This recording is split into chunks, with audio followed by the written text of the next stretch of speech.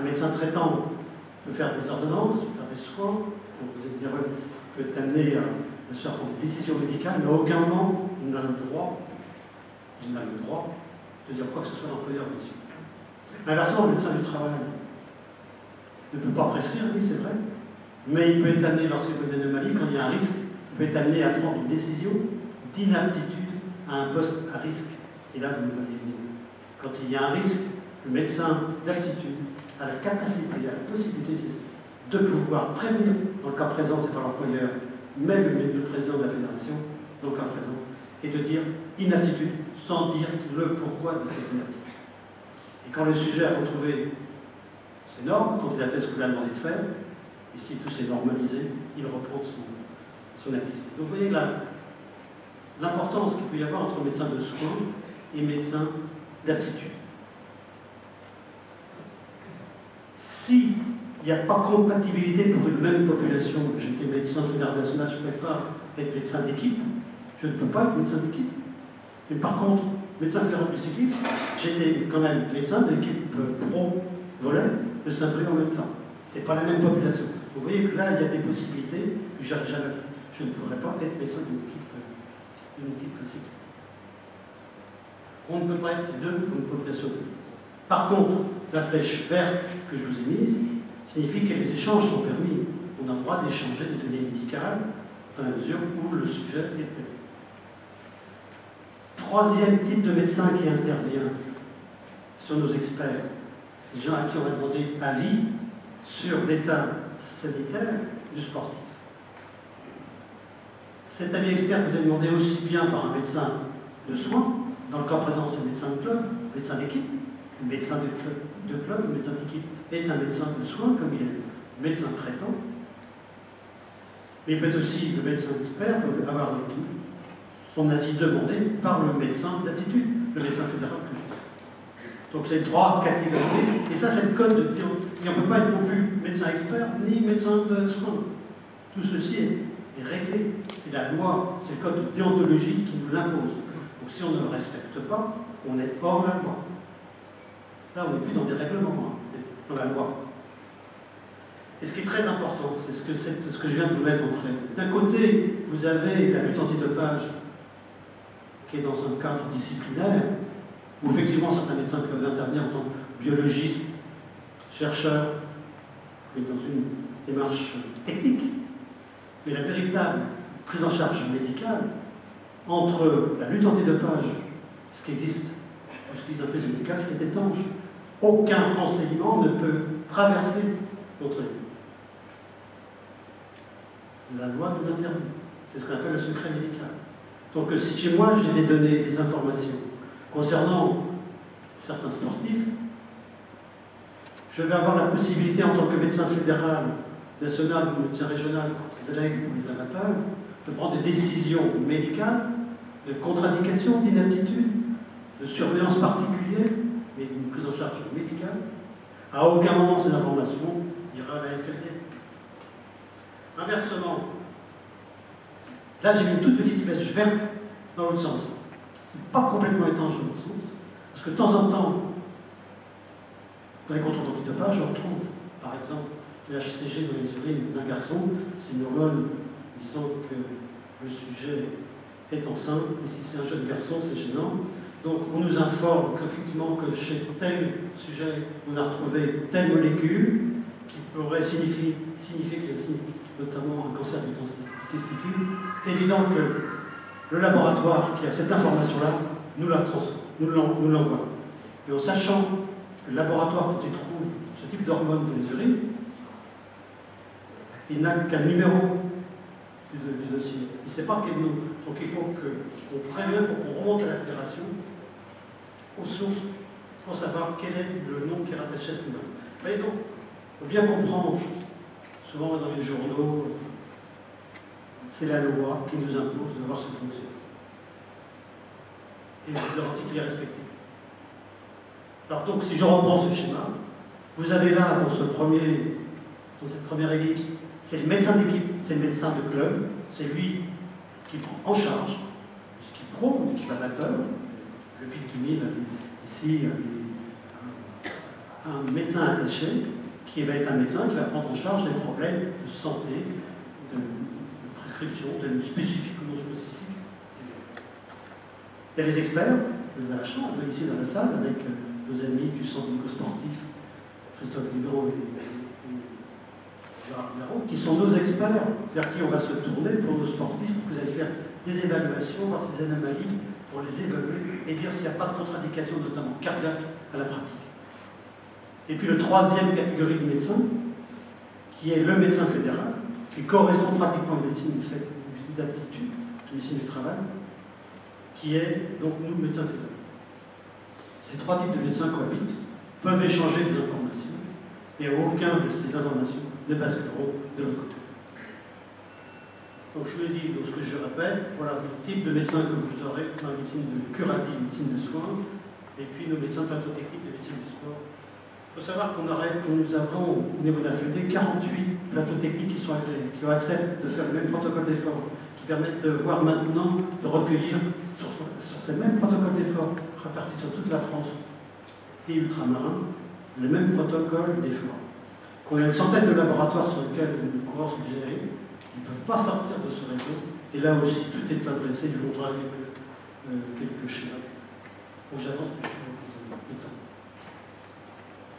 Alors, je n'ai pas trouvé de photos d'Olivier Legac, pourtant je le côtoie régulièrement, j'ai pas le temps d'en trouver. C'est pas lui comme il c'est un autre Français qui est champion du monde junior. Mais voilà, l'assurance médicale réglementaire, en gros, ça fait 1000 coureurs à suivre. J'ai plus de 200 pro, 1200 coureurs à suivre dans l'année. Dépister les risques. Notre souci, c'est de surveiller, bien sûr, et de dépister des risques. Je vais quand même vous énumérer, malheureusement, je crois que je dépasse le temps, mais je crois que c'est trop important pour vous. Le sport de haut niveau est dangereux pour l'instant. On le sait, il est dangereux pour l'instant. S'il est mal pratiqué, si de façon intensive, en intensité, en régulation, en harmonie, en temps de récupération, s'il est mal pratiqué, il est dangereux pour l'instant. Tous les ans, j'ai des arrêts, des inaptitudes pour des problèmes cardiaques, des trucs cardiaques. Mais ce n'est pas tout. Je vais vous énumérer ce qui est pratiquement spécifique de la pratique du vélo. Sur le plan bronchopulmonaire, l'importance des hyperréactivités bronchiques. On dit ils sont tous asthmatiques, ils prennent tous du salbutamol. 50% du peloton français a un véritable asthme d'effort. Ce sont des gens qui inhalent, qui ventilent des milliers de litres toute l'année, dans toutes conditions atmosphériques, physiques, chimiques, température, allergènes. Ils ventilent tout ça. Et au fil des années s'installe un spasme bronchique. Et ça, c'est validé par des centres, des explorations fonctionnelles complètement indépendantes. 50%. Sur le plan vasculaire, l'endofibrose artériaque, c'est un bouchon qui se fait au niveau de l'artère iliaque, au pied de la cuisse, au pied de l'aine, il y a un bouchon. On ne retrouve ça que chez les cyclistes. C'est vraiment une maladie professionnelle. Et c'est pour lié au dopage. On en trouve quelques-uns également chez les coureurs de fond. On ne trouve pas ça chez eux qui donnent. Celui qui ne fera pas de vélo, il n'aura jamais d'endofibrose. Et ce n'est pas lié, c'est lié simplement à un problème mécanique et de turbulence. Là, en gros, l'artère fait un pli, et qui fait qu'elle va se boucher, elle va se créer un bouchon. Le professeur Chevalier, avec lequel on a opéré d'ailleurs, le premier qu'on a opéré, c'était en 1985, c'était un Finistérien. Et autre, c'était Pascal Poisson. Ça rien de sucre. Au Carnot, c'est le sud. Donc en 1985, depuis, Chevalier a plus de 700 coureurs pour voir quelque chose, et d'autres chirurgiens s'y sont mis. Donc c'est pas quelque chose qui est comme ça, c'est lié à la pratique du sport de haut niveau, non en grosse quantité. Les problèmes cutanéo-muqueux, quand on côtoie, sur les garçons ou les filles, quand on voit leur périnée, je vous garantis qu'il y a des états de périnée affreux, des états de blessures, vivaces, difficiles à soigner, parce que vous savez qu'il faut qu'ils continuent, on a du mal à les arrêter, ces gens-là. Là, on a aussi de véritables pathologies spécifiques. Des problèmes métaboliques. En 99, quand on a fait notre première prise de sang, en janvier 99, 60% du peloton français, front, avait une hyperferritinémie. Alors on dit l'hyperferritinémie, c'est trop de fer dans le sang, ben, les Bretons, il y en a beaucoup, c'est l'hémochromatose. Non, pas du tout, ça n'a rien à voir avec l'hémochromatose. L'hyperferritinémie est une maladie iatrogène. Iatrogène, ça veut dire due à la prise de médicaments. C'est le médicament qui a déclenché cette hyperferritinémie. À l'époque, c'était l'EPO, le fer intraveineux, la vitamine B12 et toutes les sources, mais surtout EPO et hyper. 60% du peloton. Maintenant, je ne sais pas, 1% du peloton qui a un fer trop élevé, et quand il a, c'est une véritable hémochromatose. Donc là aussi, toutes ces actions qu'on a menées ont été validées. Par contre, quelque chose qui me préoccupe beaucoup actuellement, c'est les problèmes du trouble nutritionnel. On trouve actuellement, il y a une mode, une folie à vouloir maigrir. Je parle, alors, les rugbymen veulent prendre du poids, les coureurs cyclistes ou les coureurs de fond, athlètes, veulent maigrir. La lutte contre le poids, la lutte contre la graisse. Et on se retrouve avec des véritables troubles du comportement alimentaire qui peuvent aboutir à des troubles psychologiques, voire psychiatriques. 10% du peloton, 30% du peloton de femmes a une ostéoporose, un appauvrissement de l'os. L'ostéoporose à 20 ans. L'appauvrissement de l'os, c'est la femme ménopausée. 10% chez les garçons. Moi, j'avais ça à 20 ans chez les garçons, on va chez le sujet. Tout ça parce qu'il y a un défaut d'apport énergétique, quantitatif, avec des conséquences osseuses et des conséquences d'ordre psychologique. Je vous garantis que je connais des pros actuels qui sont des véritables anorexiques, qui sont pris en charge sur le plan psychologique. Donc là aussi, je pense aux jeunes qui sont là, qui font du vélo, qui font du triathlon.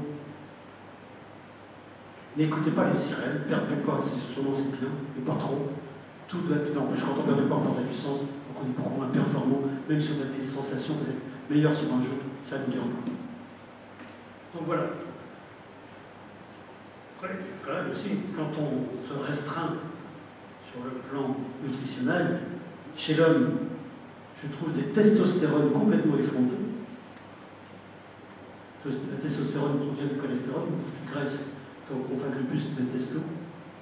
On trouve des hypogonadismes, des fautes de fabrication de testo. On trouve de véritables troubles de la libido, j'ai 20 ans, plus d'érection, plus de libido. Chez la femme, on trouve des aménorrhées. C'est pareil, les femmes, les filles, elles peuvent maigrir. Elles peuvent toutes maigrir. Des aménorrhées, plus de règles, plus rien. Donc vous voyez que cette médecine, pourquoi je dis ça? C'est parce que nous sommes capables, nous maintenant, de prendre des décisions qui ne sont pas toujours faciles pour un médecin d'équipe, qui veut garder un contact. J'ai vécu le médecin d'équipe. On est dans la confiance, on est dans les échanges avec l'autre. Qui a un élément extérieur qui permet de prendre des décisions de contre-indication d'inaptitude extrêmement importante. Si on laisse ces jeunes sans prise en charge médicale, ça dérape. Je suis convaincu, je suis pas le seul, qu'une bonne prise en charge médicale coordonnée autour du sujet, autour du sportif, avec partage des informations et participe à la lutte contre le dopage. C'est pour ça que j'insiste beaucoup là-dessus. S'il y a des actions, actuellement il y a toutes les revues, tout à fait sportif est revu, j'ai participé à des réunions ministérielles, mais vraiment, il faut encore ramer, je garantis, pour convaincre les politiques qu'il faut arriver à une véritable médecine d'aptitude chez les sportifs de haut niveau amateur. Alors, du coup, là, je suis un peu dérapé, je suis loin de tout ce que je voulais dire, pas trop loin maintenant. Voilà, je vais essayer de vous montrer, parce que là, je vois que je dépasse beaucoup le temps. Comment on s'y prend? On fait des prescriptions, par courrier, nous 1200 coureurs, parce qu'on a même suivi pro amateur, c'est la même chose.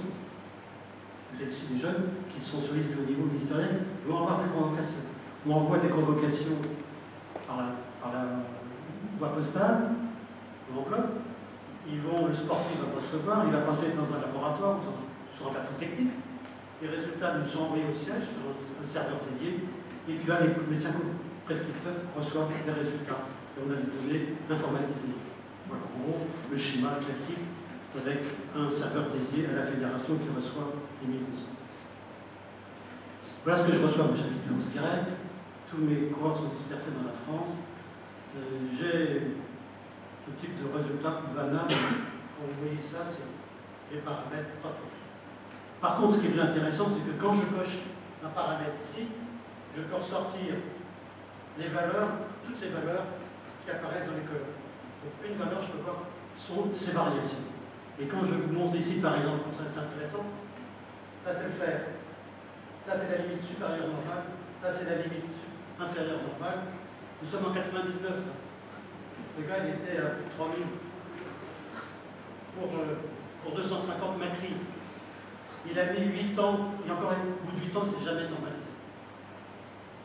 Or, on sait que le fer est toxique pour le foie, on sait que ça peut déclencher des cancers. La leçon est retenue. Je suis convaincu que ce garçon, on sait parce qu'on a assez fait peur, a arrêté de faire des conneries. Il n'a pas réussi à éliminer son fer. Et celui-là, pareil. Il a arrêté, mais ça ne s'est jamais vraiment normalisé. Celui-là, il a mis 5 ans pour se normaliser. Là, c'est les corticoïdes. Les fluctuations comme ça, c'est pas normal. Alors, quand je vois ça, je prends des décisions. Parce qu'on leur demande de faire des positions 2, 3 ans, et soit les très bas, soit les très hauts, les bas, les hauts, et prises de corticoïdes. Donc on a un moyen de contrôler plus corticoïdes, c'est le dosage de cortisol. Je ne vais pas répondre aux questions tout à l'heure, parce que sinon je voudrais. Pour vous dire quand même, j'en terminerai là-dessus, parce que sinon ça serait trop long. Donc 1173 coureurs en 2020.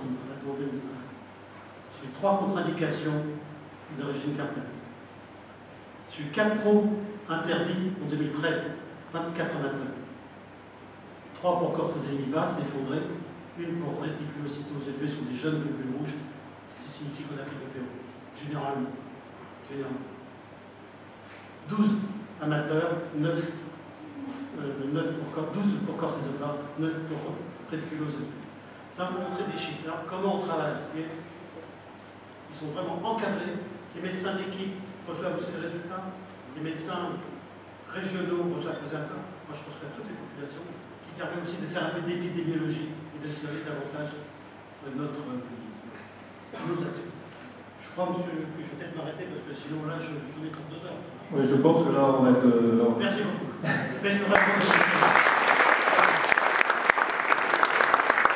Alors c'est vrai que là on a pris un petit peu de retard là, dans ce débat. Alors M. Keway, il avait...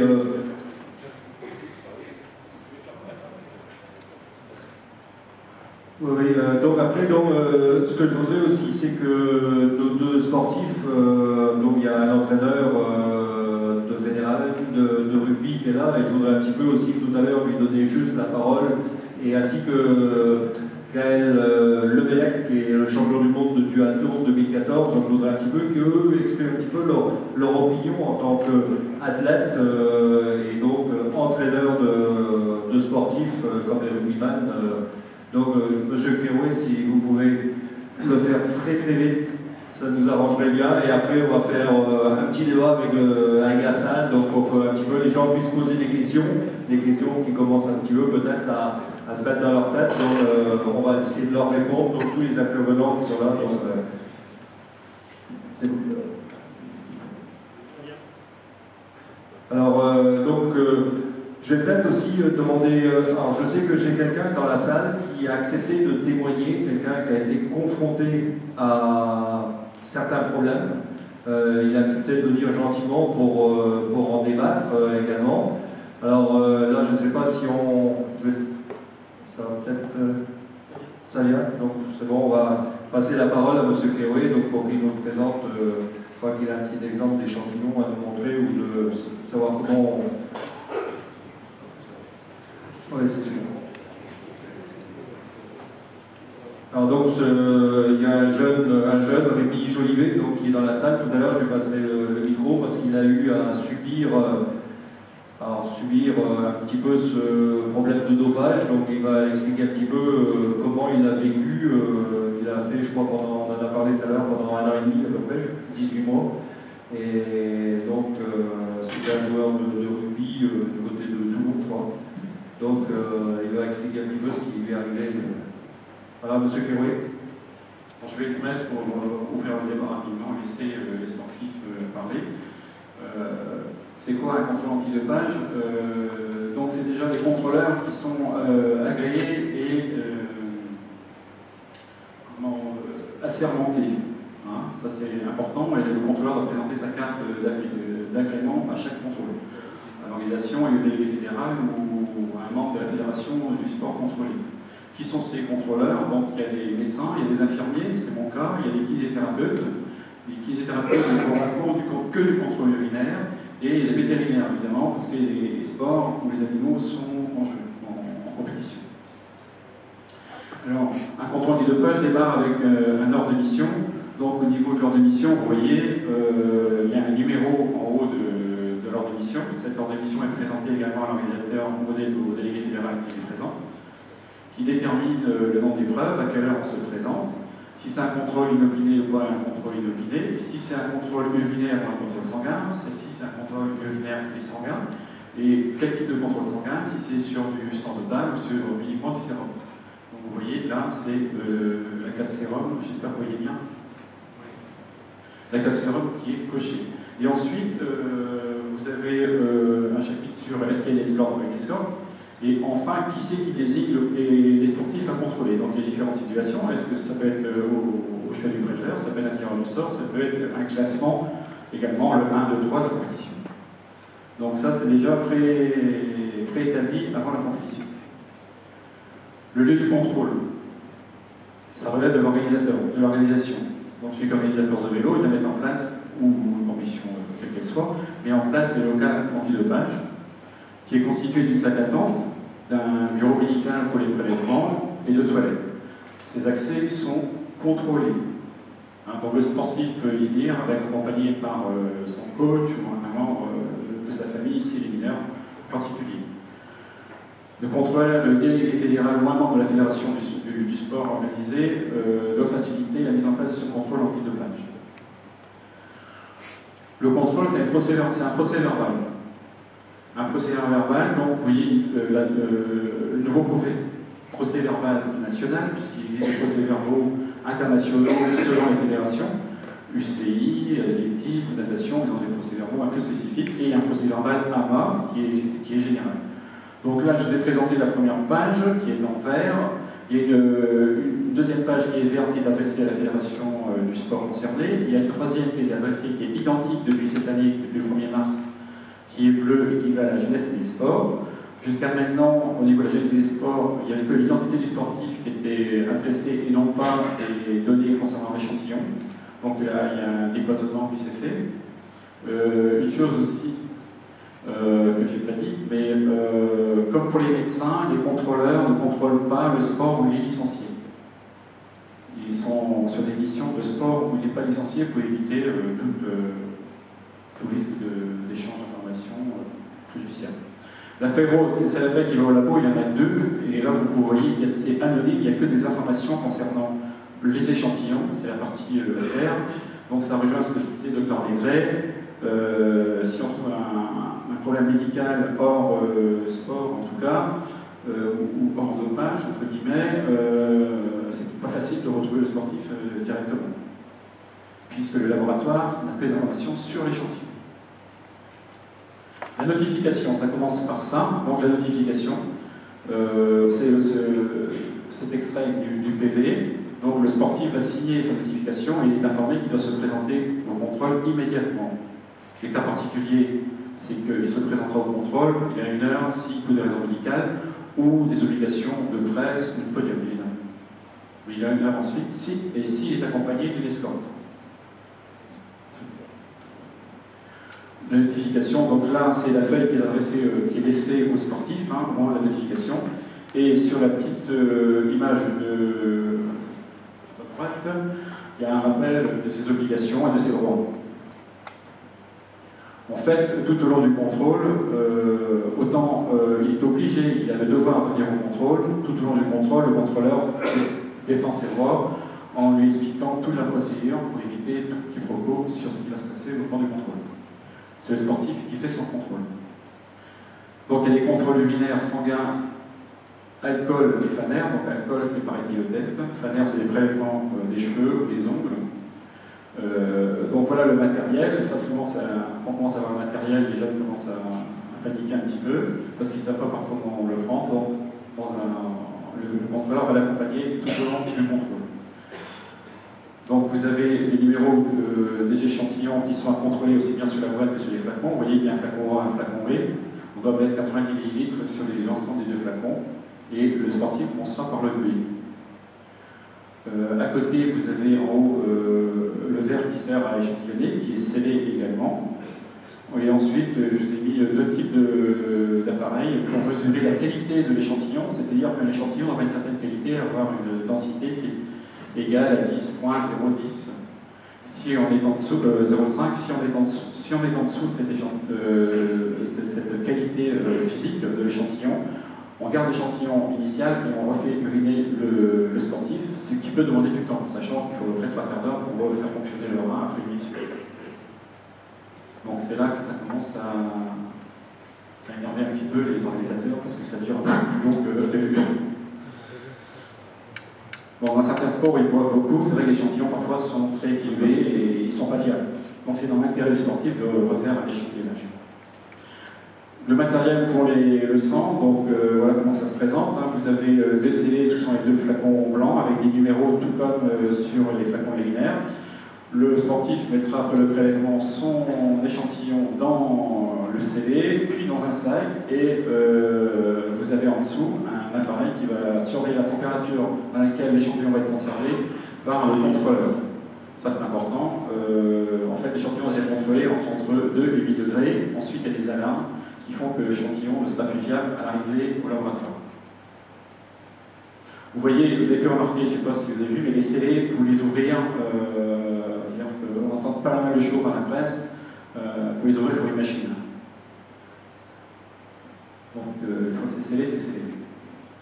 Donc voilà rapidement comment se déroule un contrôle. Donc la photo 1, il y a le contrôleur qui vient notifier le sportif.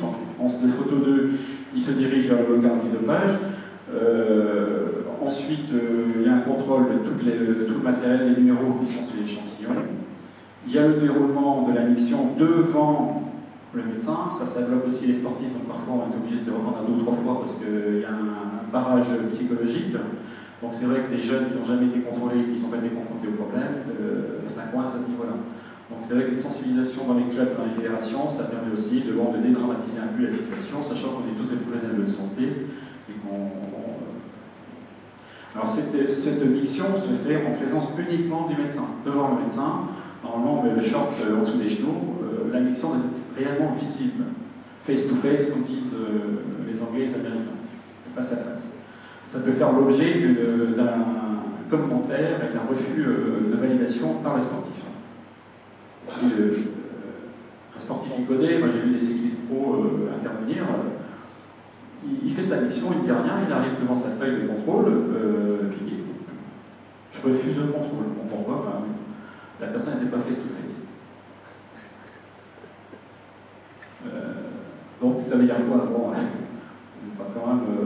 donc j'ai vu faire, ok, pas de problème, on met l'échantillon de côté, on le garde en panier, et on recommence la mission et on fait face to face. Donc ça dure 2 fois plus longtemps. Donc ensuite, vous voyez bon, les différentes photos, il y a des scellés qui se font en place, et le contrôle, voilà, il se termine sur le plan technique, et le sportif va signer en bas du PV. Donc, extrait du PV également, un point important. Donc, c'est est-ce qu'il y a une ALT ou pas d'ALT, le demander. Après, vous avez en première ligne, vous avez une fenêtre avec la prise de médicaments déclarée. Donc, le sportif déclare et note sur cet endroit-là, ce qu'il a pris. Ensuite, on demande l'autorisation de céder ou non ces échantillons à la recherche. C'est une mesure médico-légale qui est au même titre au niveau des hôpitaux. Vous faites opérer, on vous demande l'autorisation d'intervention, c'est la même chose. Les urines appartiennent aux sportifs, ils doivent les donner ou pas les donner. Ça n'a aucun effet en fait sur la validité du contrôle, c'est vraiment une mesure plus générale qui doit être appliquée à ce moment-là. Et enfin, vous avez une case commentaire qui est libre au sportif de faire tous les commentaires qu'il veut à ce niveau-là. Si c'est pas suffisant, on a des PV complémentaires pour qu'il puisse écrire ce qu'il veut dire sur le déroulement du contrôle.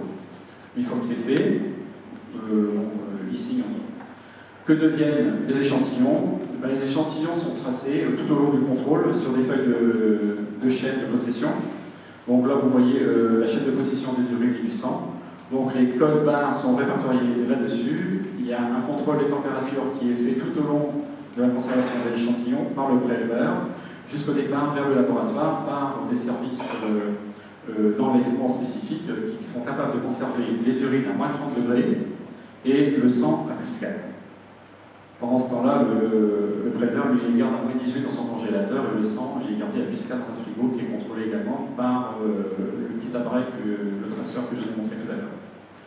Voilà un petit peu, rapidement, sans commentaire, en quoi constitue un contrôle. Et in fine, aussi bien les sportifs que les contrôleurs, qui sont aussi d'anciens sportifs ou de jeunes pratiquants, le sport c'est dans leur cœur, donc il faut éviter de le blesser. On voit que le sport de haut niveau porte atteinte malgré tout dans sa pratique à la santé des personnes, donc c'est pas la peine d'en accentuer en prenant des produits illicites ou en utilisant des pratiques non retenues. Je vous remercie. Merci, monsieur. Alors, moi, il y a quelque chose que je voudrais quand même, c'est que les deux intervenants qui sont au bout de la table, là, donc Gaël Levelec et Jean-Noël Spitzer, j'ai du mal à dire le nom, Spitzer.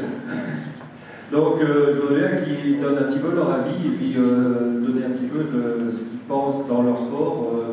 Je rappelle, c'est entraîneur de rugby fédéral 1, donc du RC Vannes.